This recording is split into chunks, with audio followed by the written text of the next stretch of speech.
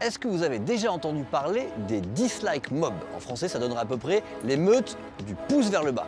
Eh bien, une de ces bandes de trolls a attaqué ma chaîne YouTube et je vais vous raconter pourquoi ça m'inquiète. Tout a commencé avec cette vidéo. Est-ce que vous avez déjà entendu parler de la thèse du grand remplacement? Ici, je parle du grand remplacement, une thèse selon laquelle les Français de souche vont bientôt être remplacés par des immigrés, et ça dans quelques années.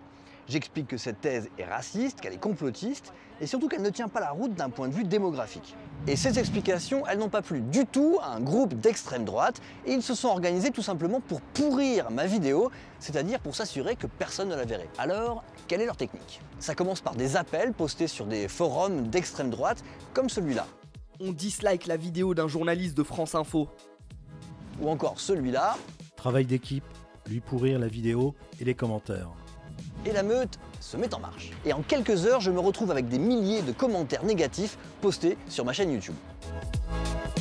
Tous ces internautes mettent des pouces vers le bas, des dislikes, ils mettent des commentaires ultra négatifs sans même regarder la vidéo. Et tout ça n'est pas fait au hasard, c'est fait pour tromper l'algorithme de YouTube. On se contente de signaler et de disliker comme dans le camp adverse. Et comme de bons soldats, après leur attaque, ils reviennent pointer sur le même forum. Devoir fait. En plus, il faut pouce bleuter les coms de nos alliés. Devoir effectué. Et puis cette horde de trolls ne s'arrête pas là, ils vont même demander du soutien à des forums étrangers, en l'occurrence ici des forums américains. Allez, hop hop hop les ricains, on dislike sa vidéo de merde, c'est votre devoir de citoyen du monde. Et le résultat ne se fait pas attendre. L'algorithme de YouTube comprend qu'il y a un problème, que les gens a priori n'aiment pas la vidéo. Il en déduit donc qu'il faut la montrer le moins possible et elle disparaît peu à peu de la plateforme.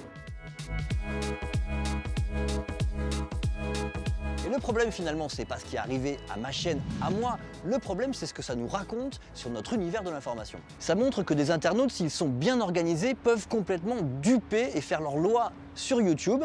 S'ils décident que la Terre est plate ou par exemple que les vaccins sont ultra dangereux pour la santé, eh bien le problème, c'est que leurs intox ont parfois plus de poids que la vérité.